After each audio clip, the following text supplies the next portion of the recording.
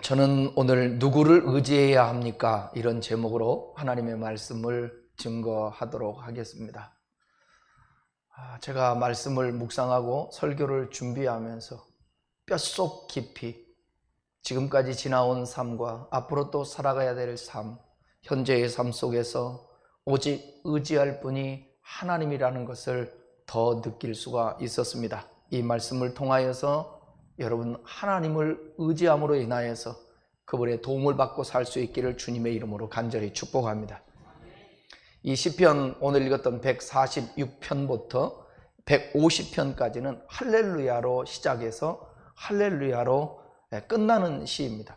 여러분 성경 보시면 처음에 할렐루야가 나오고요, 마지막 절에도 할렐루야가 나오죠. 시편 보게 되면 각 장마다 대부분 그 장수 옆에 보게 되면 여러분 제일 위에 거기에 표제가 있는데 보통 저자, 또 저술 시기, 배경, 또 혹은 연주 방식 같은 것, 또 악기 등이 언급됩니다. 그런데 이 할렐루야 시에는 그 표제가 없어요. 그렇기 때문에 이 시의 배경에 대한 정보를 정확히 알 수가 없습니다. 언제, 왜, 어떻게 쓰여졌는지 잘 알 수 없어요. 일반적으로 이 할렐루야 시는 공적인 예배 때 낭송했던 것으로 보입니다. 그러니까 본문은 신앙 고백적 찬양시입니다. 여러분들도 교회 오시면요, 먼저 지난 시간들 속에 인도하시고 역사했던, 또 한 주간도 함께했던 그 하나님을 내 입술을 통해서 고백하고 하나님 앞에 감사하고, 하나님 오늘 이 예배를 통하여 주님 영광 받아 주십시오. 예배당에 들어오자마자 항상 자리에 앉아서 기도 먼저 하는 거야. 그게 참 성경에는 나와 있지는 않지만 좋은 전통이고, 우리가 그렇게 하면서 묵상하고 하나님 앞에 예배드리겠다고 우리가 고백하는 게 좋을 것 같습니다. 본문에서 시인은 사람이 사람을 의지할 때는 서로 실망할 수밖에 없음을 말씀하고 있습니다. 그러나 창조주이시며 통치자이시며 약자를 돌보시는 하나님을 의지할 때 소망이 있음을 오늘 본문에서는 노래하고 있습니다. 먼저 생각할 것은 시인은요, 사람 의지하지 말고 하나님의 도움을 삼으라고 그렇게 말씀하고 있습니다. 혹시 여러분들 사시면서 사람 의지했다가 실망해 보신 적이 있습니까? 제 얘기 좀 하겠습니다. 제 바로 위에 형님이 공부 좀 그래도 했어요. 그래서 서울에 있는 좋은 대학에 합격했는데, 그럼에도 불구하고 등록금이 없어서 학교를 포기해야 했습니다. 그때는 지금하고 달라서 등록금 때문에 학교에 못 가는 사람들이 참 많았어요. 그래서 저는 대학교 들어갈 때 나는 알바라도 해서 반드시 학교 다녀야 되겠다, 그렇게 결심을 하고 신학교에 입학했습니다. 신학대학에 1학년 1학기 때부터 알바를 하면서 학교 다니니까 되게 힘들더라고요. 육체가 힘든 것보다 마음이 힘들어요. 수업 시간에 아르바이트 하니까 피곤하니까 졸게 되고요, 또 과제를 내주면 그 과제할 시간도 없고요, 또 일이라도 재미있어야 되는데 스트레스가 너무 많았어요. 제가 강화문에 있는 일식집에서 그 주방에서 설거지 알바를 했었는데, 그때 한참 제가 여러분 예수 믿은 지 몇 년 안 되지, 신학교 들어갔지, 얼마나 정직하고 의롭고 깨끗하게 살아야 돼, 그런 마음이 있잖아요. 그러니까 설거지하면서 나오는 그 음식들 있잖아요, 김치 같은 거, 이런 것들 재활용해야 되거든요 원래. 근데 재활용 안 하고 제가 다 버렸다. 그러니까 주인은 얼마나 제가 싫겠어요. 그러면서 막 욕하고 막 소리치고, 난 이해가 안 갔어요. 어떻게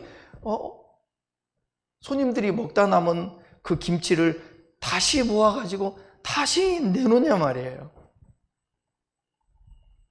내가 뭐 하는가 싶어서 한 학기만 알바하고 그만두었습니다. 그리고 방학 때 중간중간 막일도 하고요. 또 여러 가지 뭐 알바 같은 거 했었는데 물질적인 어려움은 이루 말할 수가 없었습니다. 학교 다니면서. 그때부터 제가 나에게 지은 별명이 천수답이에요. 천수답. 우리 젊은이들 몰라서 설명해 주면 하늘에서 비가 와야만이 농사 짓는 그 밭, 그 땅. 그러니까 하나님이 날 도와주시지 않으면 나는 살 수가 없다. 사역을 할 수가 없다. 등록금 낼 때가 되면요. 항상 기도였어요. 제때 등록금 낸 적이 없습니다. 그래서 교무처에 가면 항상 그 교무처에 제 학번이 있었어요. 붙었어요. 앞에 870 땡땡땡. 뒤에는 말하지 않을게요. 이렇게 저렇게 대출을 받고 해서 4학년 1학기까지는 어떻게 해결을 했는데 4학년 2학기가 문제였습니다. 마지막 등록금을 내야 되는데 분납도 했는데 마지막 그거 얼마 되지도 않아요. 몇십만 원 되지도 않아요. 그것도 안 되는 거예요, 여러분. 그래서 이 사람 저 사람에게 부탁하고 연락도 하고 하는데 그럴 때마다 제 마음에는 상처밖에 없었습니다. 하나님이 막으시니까 안 되더라고요. 그때 제가 결심을 했습니다. 내가 절대로 사람 오지 않겠다고. 그리고 학교 뒷산에 올라가 그 뒷산에 학교 설립자의 묘가 있었는데 그 올라가서 기도하고 찬양했습니다. 좀 높았어요. 그 밑에 학생들 왔다 갔다 지나가고 깔깔거리고 웃고 뭐 또 운동장에서 그 운동장 옆에 운동장에서 농구도 하고 축구도 하고 그런 거 보면 나는 뭐냐 이거예요. 뭐냐 이거. 내가 이렇게까지 신학교를 다녀야 되는가? 하나님 앞에 열심히 기도를 했습니다. 그때가 아마 10월, 11월이었던 것 같아요. 그러니까 여러분들 들으신 분도 있지만 제가 그래서 그때에 늘 그 산에 올라가서 불렀던 찬송이 오늘 피었다지는 들풀도 먹이는 하나님, 입히시는 하나님, 하물며 너일까 보냐. 그 찬송이 있는데 그 찬송을 참 열심히 불렀어요. 그리고 하나님 앞에 마지막 기도를 했습니다. 하나님, 죄송합니다만 등록금 이번에 안 주시면 저 학교 그만두라는 걸로 알고 저 포기하겠습니다. 주님이 어떤 환상을 보여주시면 나를 불렀다든지 말씀을 주어서 나를 불렀다든지 그게 아니고 예수 믿고 구원받아 너무 그 은혜가 커서 나 주를 위해서 살겠다고 했는데 뭐 안 되니까 죄송합니다. 제가 뭐 다른 방법도 없고 그래서 이제 그만두겠습니다 하고 하나님 앞에 간절히 기도하고 제가 그때 기억이 나요. 신앙생활을 한 지가 오래되지 않으니까 뭐 어디 들었던 풍월 때문에 하나님의 역사를 경험하게 되려면 소나무 뿌리 하나를 뽑아야 된다고. 근데 우리 설립자님의 목사님의 묘의 위에 보니까 소나무들이 참 많았는데 다행히 큰 소나무는 없었어요. 조그만 소나무들이 있었는데 지금 생각이 그래요. 묘가 앞에 있고 왼쪽에 저 위쪽에 언덕에 그 소나무 하나가 있는데 제가 큰 거를 골랐을까요? 작은 거를 골랐을까요? 저를 어떻게 보고? 자, 그래요. 그 인간이에요. 큰 거 말고 적은 거 골랐어요. 나지막한 거. 소나무 여러분 뿌리가 깊습니까? 얇습니까? 소나무 뿌리는 매우 깊어요. 그래서 땀을 뻘뻘 흘리면서 소리 지르면서 그거 뽑아봤더니 뽑혀요? 안 뽑혀요? 조그마한 걸 골랐는데도 불구하고 안 뽑히더라고. 그러니까 하나님 앞에 그렇게 기도하고 이거 이제 그만두려고 집에 내려왔어요. 제가 그때 안양에 살고 있었거든요. 덜레덜레 집에 왔는데 그 집에서 뭐 집사람도 그러고 저도 그러고 뭐 능력이 안 되니까 그걸 또 내가 집사람한테 스트레스 주면서 계속 또 말할 수 있는 것도 아니고. 근데 그때 우리 청년 선교회에서 신앙생활 같이 했던 청년 한참 형님뻘 되는데 집사님이세요. 이미 이제 그 교회에서는 이제 나왔고 전화가 왔더라고요. 전사님 잘 지내시냐고. 잘 지냅니다. 뭐 어려운 점 없냐고 물어오길래 이것도 하나님의 역사 아니야? 그리고 어렵다고 했죠. 뭐가 어렵냐고. 등록금을 마지막 내야 되는데 등록금 마지막 못 낸다고. 얼마냐고, 얼마라고. 그래서 그거 해결했어요. 그때. 제가 여러분, 하나님이 연단하시면 아무리 사람을 의지하고 어떤 방법을 간구해도 그게 막혀요. 안 돼요. 근데 하나님이 마지막에 역사하니까 이게 되더라고요. 그 이후로 제가 대학 등록금 6번, 6학기를 다녔는데 6학기 다니는데 등록금 제가 6학기 동안 한 번도 제 돈으로 내본 적이 없습니다. 항상 하나님이 역사에서 지금은 권사님 되셨는데 그분이 등록금을 다 댔어요. 제가 사회복지 공부를 할 때에도 사회복지 제가 자격증을 땄을 때도 그때도 공부를 편입해서 2년 했는데 그 2년 동안도 그때는 이제 목회하면서 했으니까 그때에도 등록금 다 제 손으로 내지 않게 해결해 주시더라고요. 교회 재정에서도 그때 등록금 해결한 게 아니에요. 시편 121편 1절 2절을 제가 그토록 설교하면서 성경 구절을 대고 찬송하는 이유가 뭐겠습니까? 내가 산을 향하여 눈을 들리라. 나의 도움이 어디서 올꼬? 나의 도움이 하늘과 땅 천지를 지으신 여호와에게서로다. 사랑하는 교우 여러분, 사람 의지하지 말고요, 하나님 의지하십시오. 아니, 어떤 분은 이렇게 말할 수 있습니다. 나 하나님 의지해도 소용없었다고. 그렇지 않아요. 그렇지 않아요. 아직도 하나님을 전적으로 의지하지 않기 때문에 그런 것입니다. 오늘 본문 한번 읽어보십시다. 3절에서 5절까지의 말씀입니다. 읽겠습니다. 귀인들을 의지하지 말며 도울 힘이 없는 인생도 의지하지 말지. 그의 호흡이 끊어지면 흙으로 돌아가서 그날에 그의 생각이 소멸하리로다. 여기 3절과 4절은 오로지 부정적인 내용만 서술하고 있는데 한마디로 사람은 누구도 의지할 대상이 전혀 못 된다라는 거예요. 여기 귀인이라는 것은 뭐냐? 방백을 얘기하는데 옛날 성경은 방백이라고 얘기해요. 그 얘기 귀인이라는 뜻이 관대하다 그런 뜻을 갖고 있는데 영향력 있는 사람, 그래 권력자를 얘기하는 거예요. 권력자, 힘이 있는 사람. 이런 시인의 결론적인 말은 전적으로 옳습니다. 왜냐하면 그 이유가 바로 4절에 나오잖아요. 그 호흡이 끊어지면 흙으로 돌아가서 그날에 그의 생각이 소멸하리로다.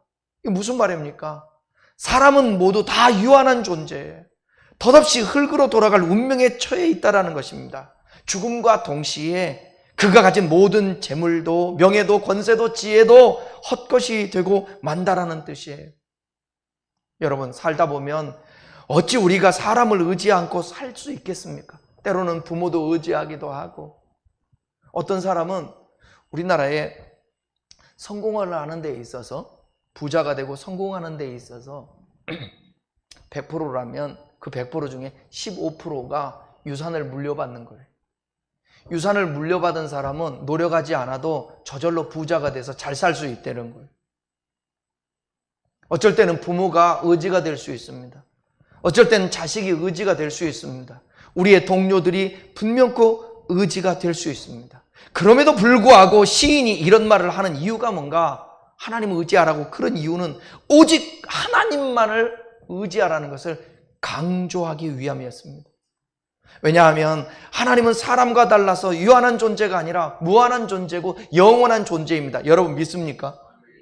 사람은요 변덕스럽고요 허물과 허점투성일 뿐 아니라 하나님은 한결같이 변함없으셔서 그런 인간과 다르다라는 거예요. 흠도 없어요, 점도 없어요, 허물도 없어요. 무엇보다도 사람이 그렇게 지닌 능력은 제한적이지만 또 극히 적지만 하나님은 전능하시고 완전하신 능력의 하나님인 것을 믿습니다.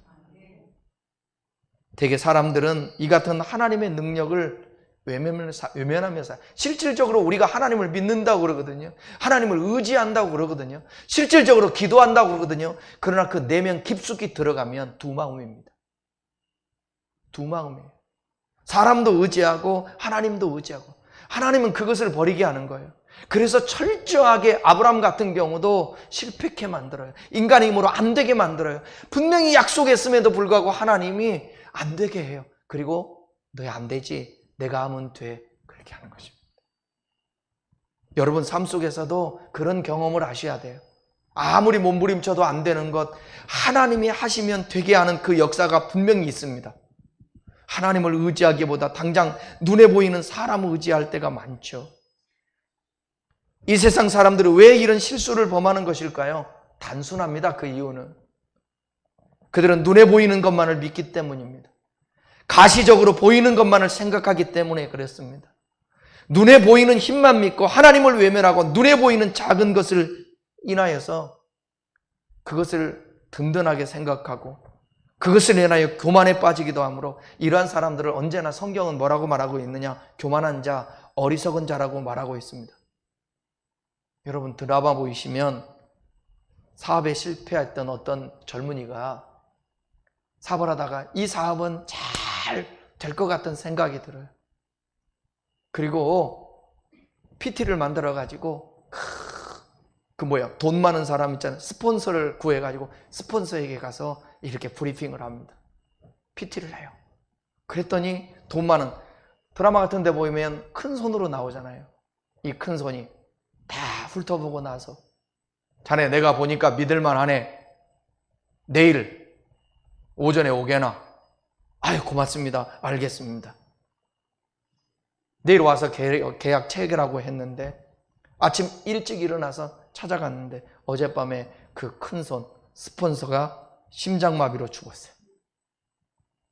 그의 꿈은 큰 손의 죽음과 함께 사라지는 것입니다. 내가 의지했던 인생, 의지했던 물질, 의지했던 모든 것들, 권력들, 그것이 무너지면 내 꿈도 사라지게 되는 거예요. 저는 아는 말씀이지만 이 말씀 또 한 번 붙들고 이 코로나 시대와 어려운 이 상황들을 이겨냈으면 좋겠습니다. 에레미야 17장 5절부터 8절에 있는 말씀을 또박또박 한번 보겠습니다. 여호와께서 이와 같이 말씀하시니라. 누가 말씀했다고요? 성경을 보면서 잘 얘기해 봐야 돼요. 이거 하나님이 여호와 하나님 천지 만물을 지으시고 모든 것의 주권자가 되시는 하나님이 말씀했다는 거예요. 뭐라고요? 무릇 사람을 믿으며 육신으로 그의 힘을 삼고 마음이 여호와에게서 떠난 그 사람은 저주를 받을 것이라. 사람 의지하면, 육신 의지하면 저주받는데요. 6절 그는 사막의 떨기나무 같아서 좋은 일이 오는 것을 보지 못하고 광야 간조한 곳 건건한 땅 사람이 살지 않는 땅에 살리라. 그러나 무릇 여호와를 의지하며 여호와를 의뢰하는 그 사람은 복을 받을 것이라. 그는 물가에 심기은 나무가 그 뿌리를 강본에 뻗치고 더위가 올지라도 두려워하지 아니하며 그 잎이 청정하며 가뭄은 해에도 걱정이 없고 결실이 그치지 아니함 같으리라. 할렐루야. 네, 여러분들에게 이런 역사가 있기를 바랍니다. 이런 경험을 해봐야 된다니까요. 사람을 의지하기보다, 혈육을 의지하기보다, 누구를 의지하기보다 하나님을 의지하라고요. 지금 당장 돈 때문에 여러분, 지금 대장동 그 부동산 사태 여러분 잘 보고 있지 않습니까? 권력을 이용해야 돼요. 법조인들을 이용해야 돼요. 로비를 해야 돼요. 뇌물을 먹여야 돼요. 그런데 우리 사람들 감출 수가 없어요. 때가 되면 드러나게 돼 있어요. 인간은 욕망 덩어리이기 때문에 자기가 그 욕망으로 인하여서 뭔가를 얻어야 되지 않습니까? 그러기 위해서는 비밀도 터뜨려야 되는 거예요. 옛날에 그 가까웠던 하나가 됐던 그 친구가, 동료가 하루아침에 적이 되는 것입니다. 이게 세상이에요. 그러니까 하나님은 애초에 내가 너에게 붙여주는 사람, 내가 도움 되게 하는 권력, 내가 열어주는 길, 내가 할 테니까 나를 의지해라. 하나님 사람을 통해서 일하시거든요. 세상에 눈에 보이는 것으로 일하시거든요. 근데 그것을 네가 하지 말라는 거예요. 내가 해주겠다라는 거예요. 그러니까 너는 하나님을 의지하라는 겁니다. 믿습니까? 제가 개척할 때도 마찬가지예요. 사람의 힘으로 하려고 아무리 노력을 해도 안 돼.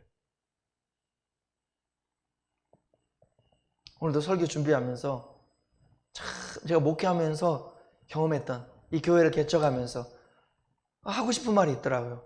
근데 좀 아껴두려고요. 다음에 또 말씀드려볼게. 참 기가 막히더라고요. 사연들 제가 묵상하면서 생각해 보니까 종국에는요 하나님입니다. 제가 여러분들을 안 믿는다라는 얘기가 아니에요. 제가 하나님을 믿을 때에 여러분을 통해서 교회를 인도하게 하고 하나님이 역사하는 거예요. 하나님을 의지할 때 여러분들의 자녀를 통하여 여러분을 축복하는 겁니다. 하나님을 의지할 때에 여러분의 만남에 사람들을 통하여 사업도 직장도 잘 되게 하는 거예요. 우리 이런 거 있지 않아요? 어쩔 때는 의사 잘 만나야 되지 않습니까? 그죠? 하나님이 의술도 있게 했는데 사람 잘못 만나면 수술 잘못해서 죽기도 해요. 오진을 하기도 해요. 하나님을 의지하자고요. 그 얘기를 하고 싶어 하는 거예요. 이 시인이 본문 속에서. 두 번째 생각할 것은 뭐라고 나오냐면 5절의 말씀 보면 야곱의 하나님으로 도움을 삼고 하나님께 소망을 두는 자가 복이 있대요. 5절 읽어보겠습니다. 야곱의 하나님을 자기의 도움으로 삼으며 여호와 자기 하나님에게 자기의 소망을 주는 자는 복이 있도다. 야곱의 하나님으로 도움을 삼으라고 권면하고 있는데 이거 잘 들어보셔야 돼. 아브람도 있고요, 이삭도 있고, 그런데 왜 야곱의 하나님이라고 그랬을까요? 뭐 그를 통하여 이스라엘을 세우고 이스라엘의 대표로가 되니까 그렇게 또 했겠지만 또 이런 의미도 있어요. 야곱은 자기의 꾀로 인생을 성공해 보려고 무던 애썼던 사람입니다. 그런데 그때마다 실패와 좌절을 맛봐요. 축복 기도를 받았다 싶었는데 도망자가 돼요. 사랑하는 사람을 얻었는가 싶었는데 속았어요. 재물을 모았다 싶었는데 10번이나 번복되는 약속으로 실망했어요.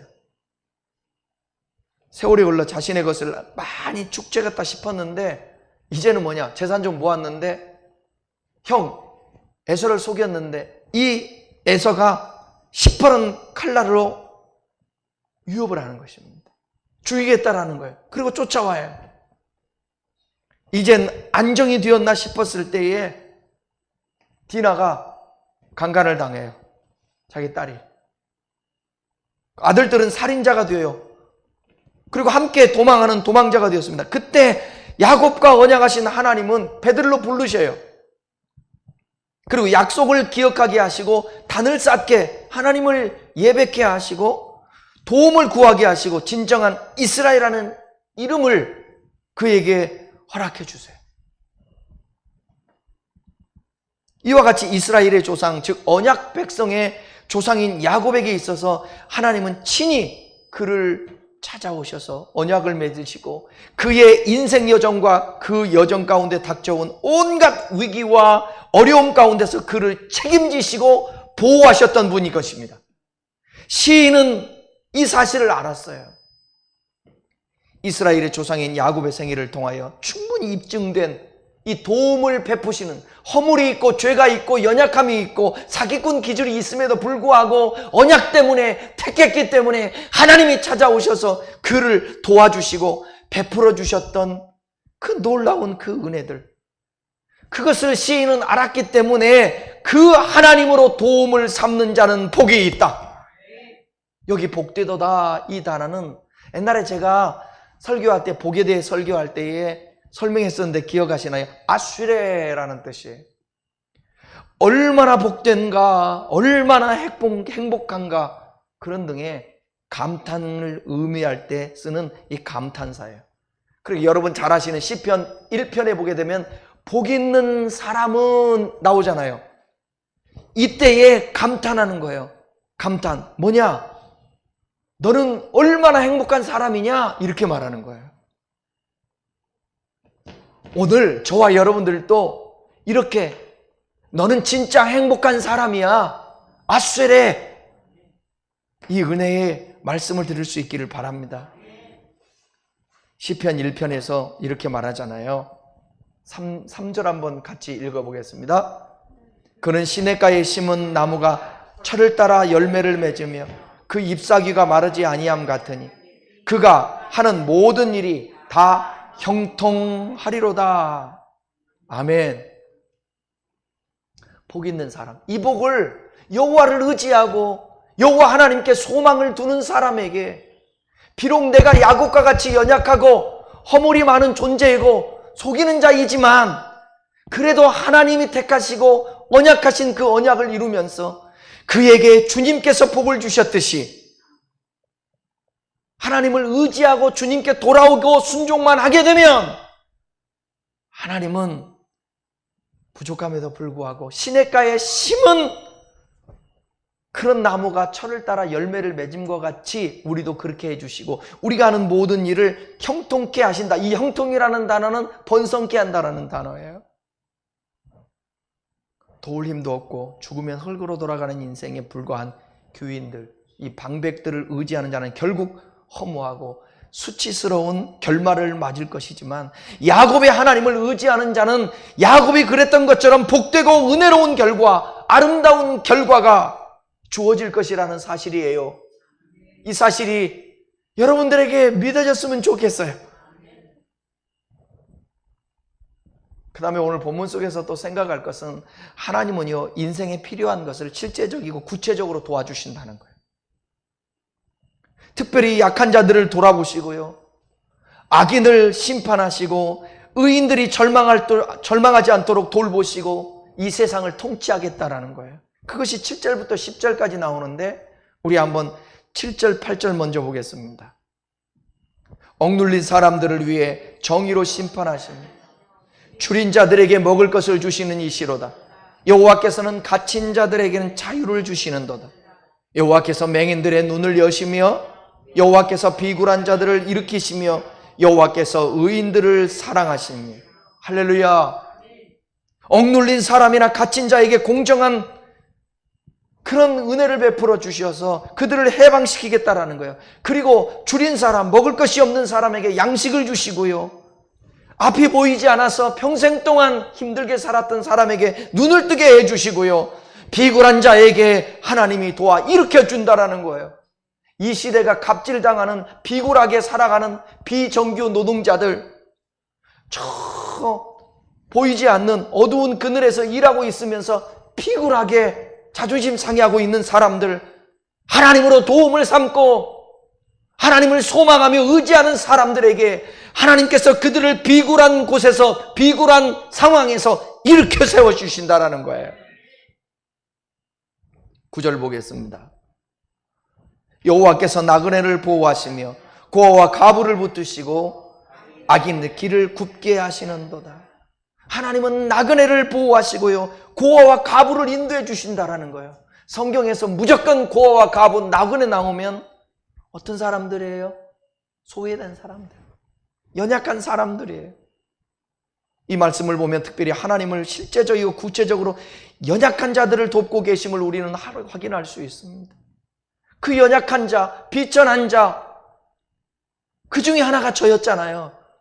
그런데 하나님이 목회자로 세우시고 하나님이 여기까지 인도하시며 어디를 가도 수치당하지 않게 하시고 어디를 가든지 하나님이 존귀케 해주시고 사람에게 사랑을 받게 하고 하나님께 은총을 입게 하는 그런 은혜들이 있었다라는 것입니다. 오직 의지할 게 하나님밖에 없으니까. 그러니까 때로는 가난이 축복인 거예요. 의지할 수 없는 것이 축복인 것입니다. 왜? 하나님을 의지할 수 있으니까요. 힘들다고 불평하지 마세요. 힘들다고 시험에 빠지지 마세요. 힘들다고 하나님 원망하지 마세요. 의지하세요. 의지했는데요, 얼마나 의지했나요? 야복강 나루터에서 환도뼈가 부러질 정도로 여러분 씨름하며 하나님을 의지해 봤습니까? 우리 의지하자고요. 이 말씀 들으면서 여러분 하나님 의지하자고요. 하나님이 의지하시면 여러분 우리 희망이 있습니다. 일어날 수 있습니다. 칠흑까지 어둠 거칠 수 있습니다. 이 말씀은 하나님이 도움이 없으면요, 압박, 갇힘, 또 주림, 비굴해짐, 또 맹인, 나그네, 고아, 과부 같은 처지가 되고 말다라는 거예요. 하나님 의지하지 않으면 이렇게 된다라는 거예요. 본문에서 시인은 이와 같이 도우시는 하나님을 뭐라고 고백하냐면 내 생전에, 내 평생에 하나님을 찬양하겠다고 고백하는 것입니다. 1절 2절 한번 보겠습니다. 할렐루야 내 영혼아 여호와를 찬양하라. 나의 생전에 여호와를 찬양하며 나의 평생에 내 하나님을 찬송하리로다. 여러분 평생 하나님을 찬양하겠다라는 고백은 그냥 할 수 있는 게 아니에요. 찬양이 그냥 좋아서 세상 노래처럼 부르는 그런 의미가 아닙니다. 젊은이들 경배와 찬양하고 그 찬양 집회 그거 좋죠. 해야 돼요. 그런 과정을 통하여 은혜를 얻고 그런 과정을 통해서 하나님의 임재를 경험하기도 하거든요. 근데 여러분 분위기에 휩쓸려서 그냥 노래가 좋아서 춤추는 것이 좋아서 방방 뛰는 젊은이들끼리 모여서 노래 부르니까 나이트클럽은 못 가고 노래방은 안 가고 그렇게 해서 찬양 부르면서 스트레스를 해소한다. 예, 일부분은 용납할 수 있지만 주님께서 원하시는 것은 그렇게 드리는 찬양이 아니라 진짜 하나님을 경험하고 하나님은 창조주이시다. 하나님은 나의 삶 속에 함께 하시며 그분은 당연히 찬양 받으시기에 합당하신 분이시다. 할렐루야. 그래서 오늘 이렇게 고백하잖아요. 시편 146편 6절에 보십시다. 여호와는 천지와 바다와 그 중에 만물을 지으시며 영원히 진실함을 지키시며 이 하나님을 믿기 때문에 이 하나님 찬양하지 않을 수가 없어요. 그래서 이사야서 43장 10절에 보게 되면 이 백성은 내가 나를 위하여 지었나니 나의 찬송을 부르게 하려 하심이라. 하나님 앞에 지음을 받은 사람, 나의 창조주가 하나님이라는 사실을 믿을 때에 찬양하지 않을 수가 없는 것입니다. 또 하나님과의 인격적인 관계에서 하나님께 지음받은 피조물로서 창조주이신 하나님을 인정하고 높이는 것, 이것이 찬양이에요. 그러니까 주님과 인격적인 교제를 해야 돼요. 늘 언제나 조용한 시간을 갖고요. 하나님이 뭐라고 나에게 말씀하시는가 자꾸 소리를 들어야 돼요. 어쩔 때는 부담스러워요. 자꾸 우리는 처음에 들을 때에 이런 소리 안 들려요. 내가 너를 사랑한다. 나는 너를 끝까지 포기하지 않을 거야. 세상 끝날까지 인도할 거야. 환난을 당하나 담대하라. 세상을 이기었다. 내가 너를 지명하여 불렀나니 너는 내 것이다. 이런 소리가 안 들려요. 처음에는. 어떤 소리 들리냐? 기도하고 묵상하려고 그러면 죄 지은 것밖에 생각 안 나요. 허물이 생각나요. 예, 괜찮아요. 그 과정을 겪어야 돼요. 그리고 고백을 해야 돼요. 그럴 때에 하나님과 인격적인 만남이 되는 것입니다. 그리고 그분을 알고 그분의 사랑을 깨닫게 되는 거예요. 그러니까 찬양이 저절로 나오는 것입니다. 그리고 하나님을 의지할 수밖에 없기 때문에 곡조 있는 찬양을 부르는 것입니다. 오늘 피었다 지는 들풀도 입히는 하나님, 하물며 우리랴 염려 필요 없네. 그 찬양할 수 있는 거예요. 내일이 암담하고 답답할 때에 하나님 의지하는 것입니다. 내일 일은 난 몰라요. 하루하루 살아요.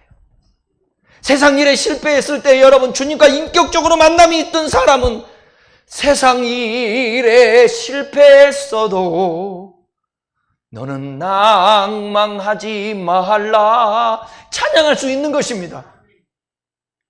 인생길 험하고 마음 지쳐 살아갈 용기 없어질 때 너 홀로 앉아서 울지만 말고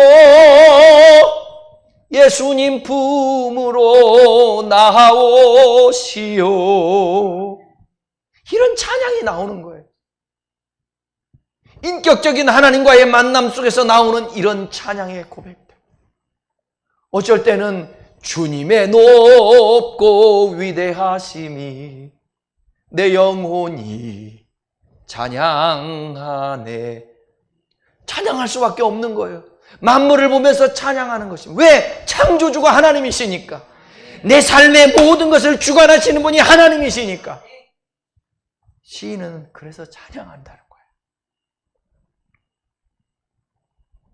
하나님의 도움 없이는 살 수 없다는 사실을 인정하고 하나님을 의지하여 하나님의 도움을 경험할 때에 하나님을 찬양하지 않을 수가 없습니다.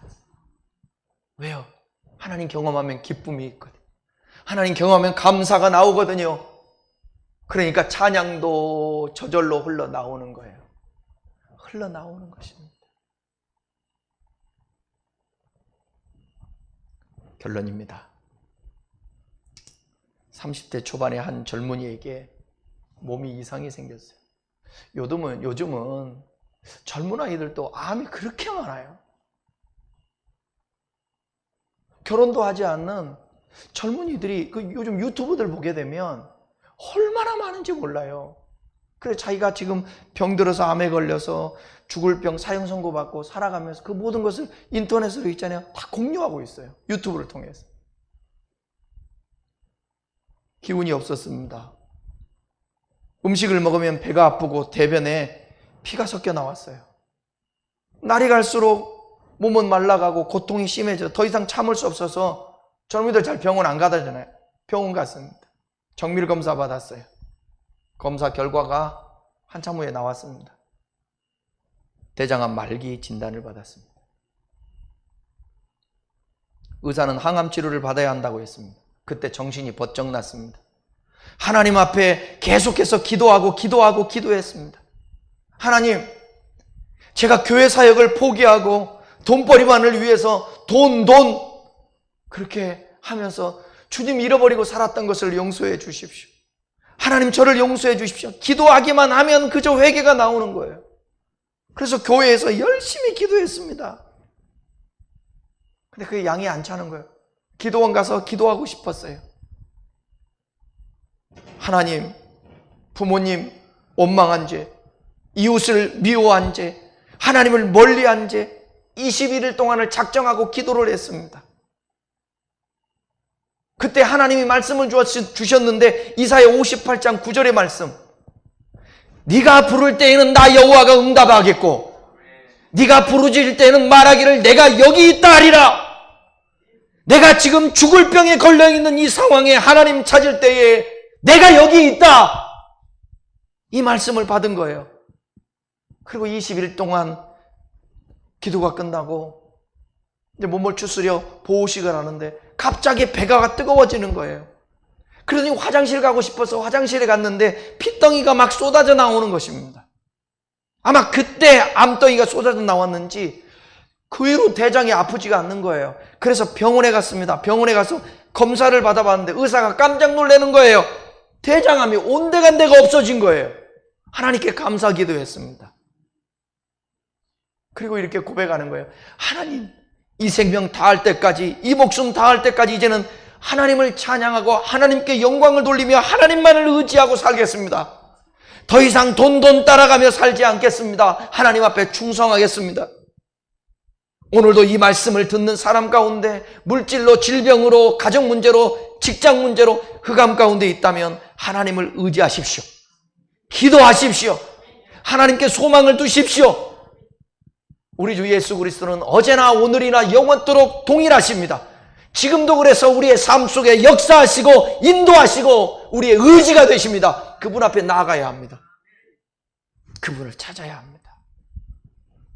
10절 읽고 마무리하겠습니다. 시온아, 여호와는 영원히 다스리시고 내 하나님은 대대로 통치하시리다. 할렐루야. 여기서 시온아 그랬잖아요. 시온은 예루살렘을 가리키는데 1차적으로는 시온에 세워진 성전에서 하나님을 섬기고 예배하는 이스라엘 공동체를 가리켜요. 그런데 더 나아가서는 뭐냐, 오고 가는 세대에 하나님을 섬기는 모든 성도들을 가리키는 거예요. 이 시온은 이들을 향하여 시인은 하나님께서 영원히 다스리시고 통치하신다고 선언을 하십니다. 이런 하나님의 통치는요, 세상 왕들에게서는 찾아볼 수 없는 독특한 면이 있는데 세상 왕의 통치는 여러분 한시적이에요. 그 통치 영역도 제한적이잖아요. 그러나 하나님의 통치는 시간적 제한이 없어요. 그 통치 영역은 온 우주 어느 것도 예외 없이 그 광대하신 하나님의 통치가 이루어지고 있습니다. 본문의 찬양은 시인이 가지고 있는 이러한 믿음을 근거한 거예요. 시인은 이렇게 말합니다. 내 영혼아, 내 영혼아 하면서 힘들어도 아파도 외로워도 괴로워도 진짜 믿고 의지할 일은 오직 하나님뿐이라고. 힘들고 아프고 외롭고 괴로워도 영원히 다스리시고 대대로 통치하시는 하나님이 계시니 낙담할 이유가 없다고. 내 영혼을 향해 시편 기자는 하나님을 바라보라고, 하나님을 의지하라고, 하나님께 소망을 두라고, 찬양하라고 격려합니다. 옆 사람하고 인사하겠습니다. 힘내세요. 하나님이 함께 하시잖아요. 시작. 다시 한번요. 힘내세요. 하나님이 함께 하시잖아요. 온라인으로 예배하는 우리 교우 여러분들 힘내십시오. 하나님이 함께 하십니다. 그 자리에 함께 하십니다. 다른 길 있나요? 우리가 다른 길 있나요? 아직도 세상 의지하고 사람 의지하면 막다른 골목에 안 가봐서 그래요. 의지할 것 없는 이 몸, 위로받고 살고파서 세상 유혹 따라가다 실패했어요. 낙심했어요. 이제는 주님 의지할 수 있기를 바랍니다. 사람 의지하면 실망하게 돼요. 근데 하나님 의지했더니 주님은 내가 생각한 것보다 더 넘치도록 누르고 흔들어 넘치도록 안겨주시고 인도해 주시는 하나님이십니다. 미래가 불확실합니다. 노후가 불확실합니다. 내일 일이 염려가 됩니다. 우리 자녀들 다음 세대가 살아가야 될 세상이 암담합니다. 그러나 하나님을 의지하면 됩니다. 주께서 내 길을 인도하시기 때문에 주의 말씀은 내 발의 길이요 내 발의 등이 됩니다. 우리 다음 세대 여러분들 하나님 의지하세요. 여러분 계획도 중요하지만 하나님 붙들고 의지하면서 계획하십시오. 그리고 힘내면서 하나님이 여러분 함께 하신다는 걸 여러분 꼭 기억하세요.